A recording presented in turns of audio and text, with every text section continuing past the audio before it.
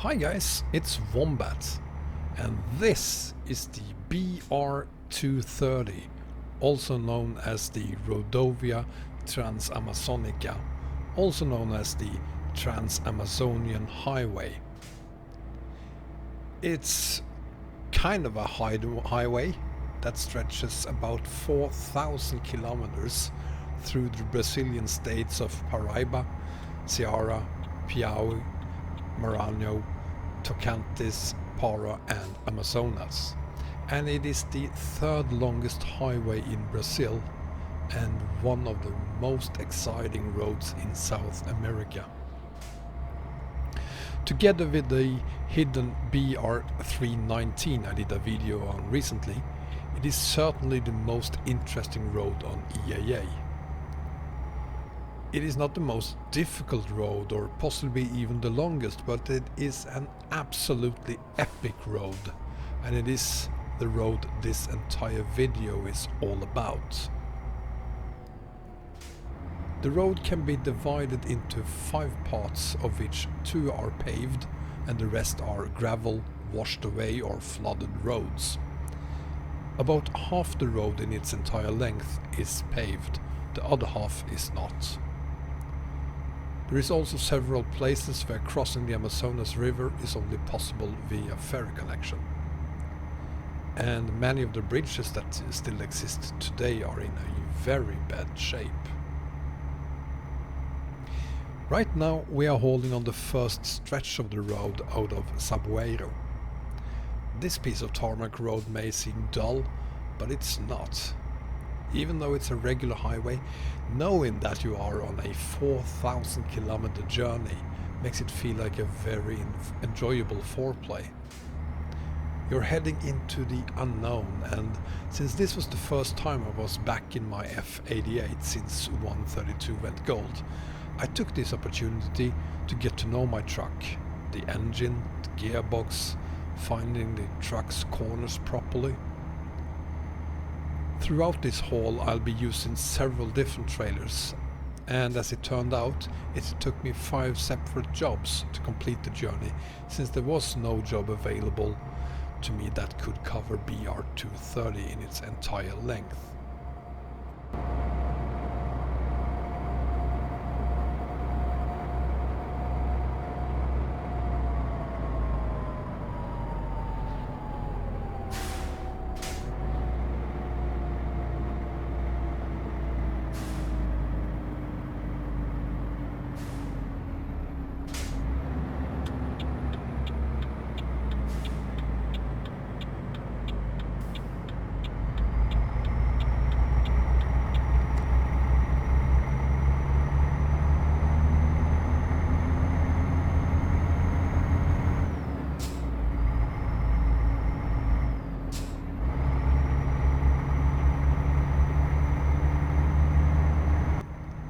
After several hundred kilometers of highway, you reach the first piece of gravel. Going to second base increased my heart rate, and I loved the sound of my truck and watching the traffic passing by, clear of my double trailer, and at the same time keeping my eyes open and my head and feet ready for the first bits of horrible road. This first gravel stretch is relatively quickly over, and perhaps a little disappointing. It's back to first base pretty fast. So we're off and away on the second and last bit of tarmac, and even though this is the longest piece of tarmac, the excitement is greater than it was on the first part, since you've now been served a first taste of the gravel and you know that ahead lies another 1,700 kilometers of non-tarmac road.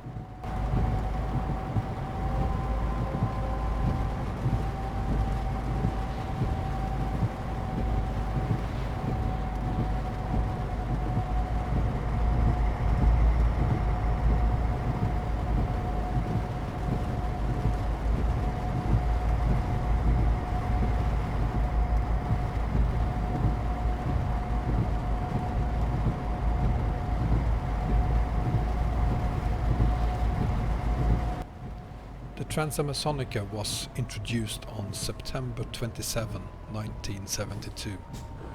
The highway was intended to integrate several regions and states with the rest of the country, and also with Colombia, Peru and Ecuador. Another main goal of the project was to alleviate the effects of the drought affecting the northeast region of the country by providing a route to largely empty land in the middle of the rainforest which could be settled. It was originally planned to be a fully paved highway 5,200 kilometers long. However, these plans were modified following its inauguration. In particular, because of high construction costs and Brazil's financial crisis in the late 1970s, only a part of the highway was paved, from its beginning to 200 kilometers ahead of Maraba.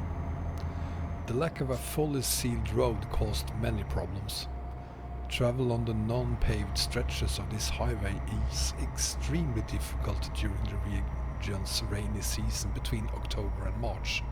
And in the wet season, cars often get stuck in the poorly constructed road, and in the dry season there are often potholes in the dry mud roads that damage vehicles.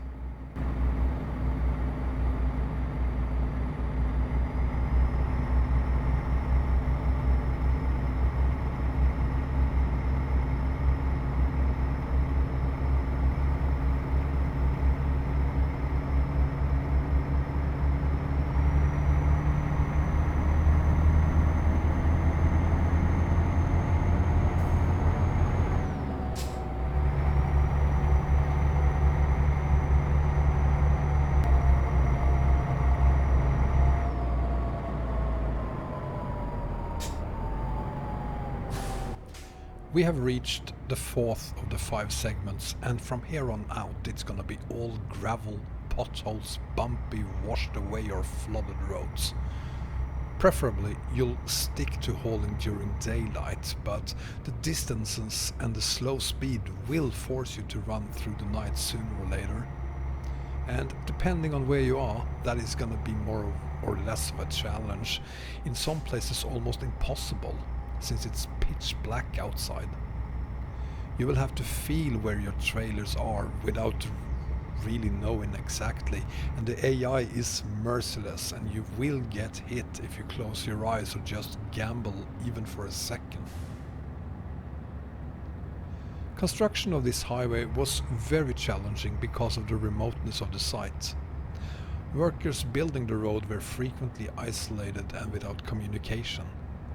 Occasional visits to nearby cities provided the only outside contact. Over the years, new plans have been made and often scratched due to the lack of funding, from when and how to not only seal the roads but also pave them. Roughly 800 kilometers of the highway have been paved in recent years, improving transport links in the central region of Pará State. And the Brazilian government are still planning to pave with tarmac the whole highway. But the road has been left untouched, however, at points further west of Itaituba, at times narrowing to roughly 2 meters wide. During construction, access to the construction sites were mostly accomplished by small airplanes using temporary airstrips and boats. And today construction vehicles can be seen traversing the road east and west, bringing dirt and gravel to prepare for paving operations.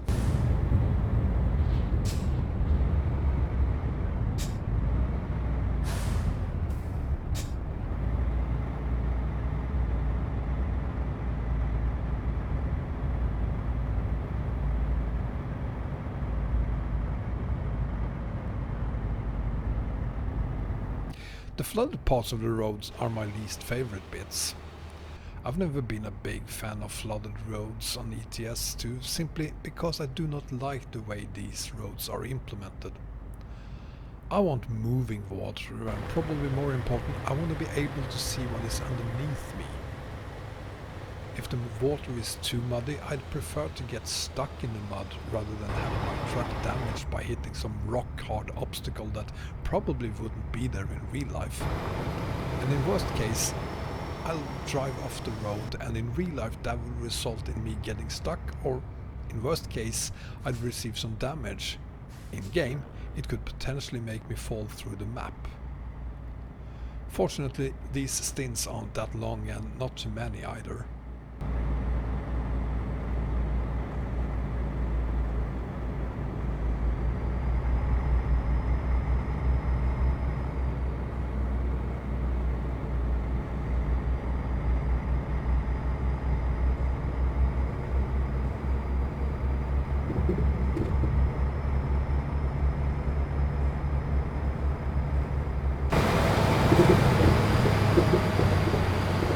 Where there are roads, it is easier to transport timber.